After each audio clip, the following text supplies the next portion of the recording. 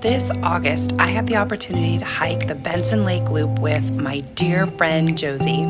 We started at the Robinson Creek trailhead, and our plan was on day one to hike to Crown Lake. We didn't quite make it because, as you can see in the sky, we had some interesting weather conditions throughout the entire journey. The Sierra was also very, very wet this whole trip. The creeks were flowing, there was still snow on some of the passes, and we had a pretty excellent time, all in all, navigating some more adverse conditions than we were used to.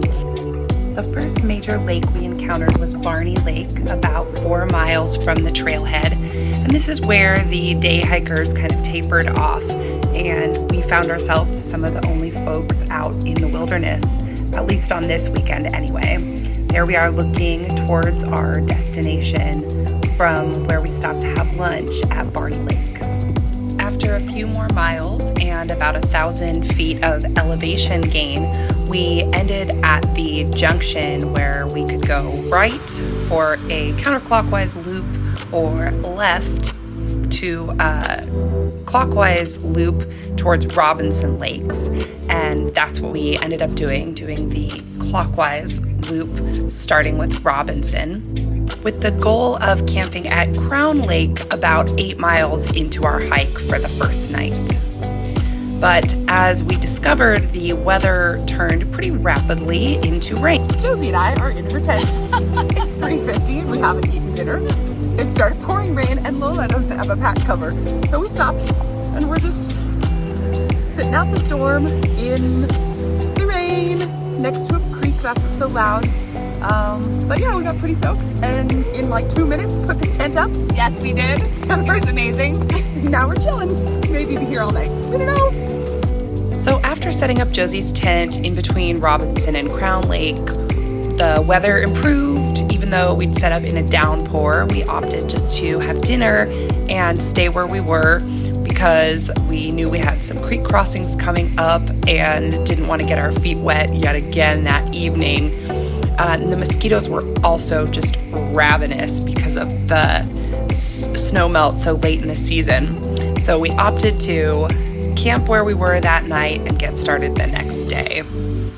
Our day 2 started off clear and blue, which was great because we knew we had to do about 14 miles that day if we wanted to camp in Matterhorn Canyon near the PCT junction, which was our plan.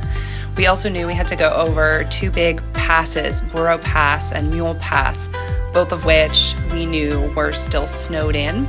So we'd prepared, we'd brought our trekking poles and micro spikes, and we're prepared for a little bit of tromping through the snow. And for both Josie and I, it was our first experience doing any kind of snow traverses. So we were a little nervous with the snow that was covering our steep passes, but the scenery was so stunning.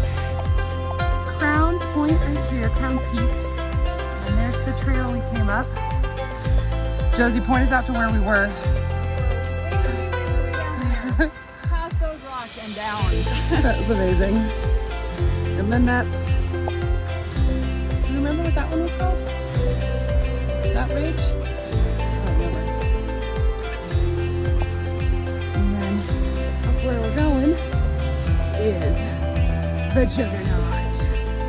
So here we're looking at Mule Pass, which is about 10,500 feet of elevation.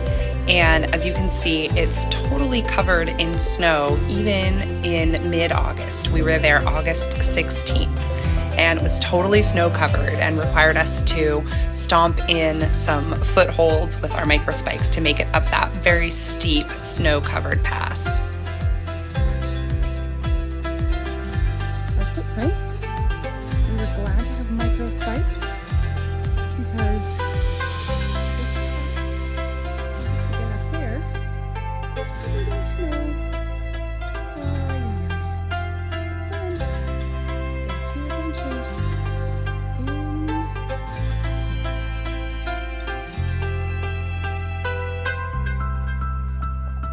Once we got over Mule Pass, we were very happy that we had finally landed ourselves in Yosemite Wilderness, out of the Hoover Wilderness and into Yosemite.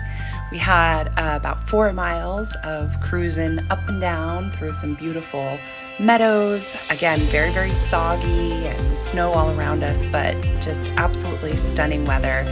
And we were happy to be over our first big pass of the day, but knowing that we still had to approach Burro Pass, which was even taller in elevation, about 10,600 feet of elevation before we were able to end our day.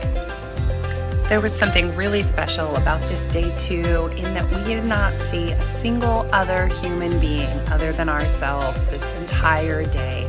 The solitude and the quiet mixed with the adventure of the 2 snowy passes was an unforgettable adventure for Josie and I, as you can see by the giant smiles on our faces the entire time we were out there. So it's hailing. Pretty significant. Ow, hail. Ow. Josie, what are we doing? Ah! Look, it's like bouncing off of you. Gosh. Oh my gosh. So this is day 2, classic. What you hear in the background is thunder. We're hunkering under the tarp momentarily because it was hailing a minute ago. We just decided, like, rain and hail, maybe we'll just kind of hunker down. Yeah, hunker down Because we have a pass coming up, and there's no way we're going over a pass with lightning and thunder. Not so much. Because we're smart hikers. Yes, we are. So after taking shelter with Josie's tarp and tent for a few hours and waiting out the hail and thunderstorm, we decided we would make it as close as we could to the base of Burro Pass, see what the weather was like, to see if it was safe to cross the pass. Otherwise, we were just going to pitch a tent and stay at the base of the pass. This part of the trail was essentially underwater or snow. It was so muddy that we essentially didn't even put our water shoes on. We were just slogging in wet feet over the snow. I probably went through every pair of socks except for one spare pair of socks that day. Even on day 2, there they are drying on my pack. We made the call that the storm had passed enough for us to safely go over that, which is Burro Pass. Maybe a dicey call, because as you can see, although the sky is blue on this side, when we got to the top of the pass in Matterhorn Canyon, we saw the weather coming in quickly. So we scooted our butts down from Burro Pass as quickly as we could, actually just scrambling down. We didn't even find the trail. And when we got down to the canyon floor, it started raining again, and we opted to quickly find a place to set up our tents, get some food in us, and get some rest, even though we weren't as close to the PCT junction as we had planned that night and knew we had some pretty serious miles to put in ahead of us. The weather was just too funky, and we opted to get cozy and warm and set up our tents near a water source for the evening. Day 2 is complete. We are sitting in Josie's tent because it's pouring rain again. We have poured whiskey in our glasses. We're dry. We have twinkle lights. We have twinkle lights set up, so that'll be cozy. And we're gonna make dinner, I guess, in the vestibules of our tents, and see how the night goes. But we made it. Day 2. Mule Cheers. Pass, Burro Pass. Burro Pass. So much snow, Thunder and lightning storm. hail, wet, soggy, wet feet. Inevitably long. soggy, wet feet. It was pretty epic. It was a day 2. It was a for day sure. 2. This night is also when my phone battery died. Although I brought the extra charger, I didn't have a cable, so I had to use Josie's the rest of the time. Lesson learned. Our day 3 dawned bright and sunny with the goal of heading down Matterhorn Canyon and joining up with the PCT to head down to Benson Lake to camp. We had about 15 miles to go that day to Benson Lake and ended up not making it all the way to Benson because the mosquitoes had gotten so bad. It was so buggy. We decided to stay a little bit north of Smedberg Lake and camped out on some granite to be a little further away from the water.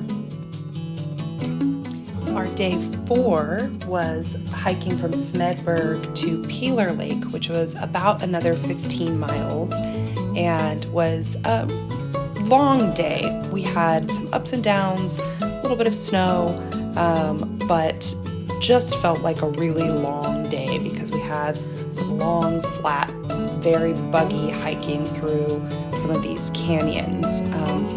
As you can see from the mosquito nets and all of the water, it felt like a slog, and we were really, really happy when we finally made it to Peeler Lake and were able to set up camp at one of the most gorgeous campsites we've found, with a view like this and a few minutes without bugs so we could have our dinner before we called it a night and prepared to hike out the very last day and had beers at the trailhead before heading home.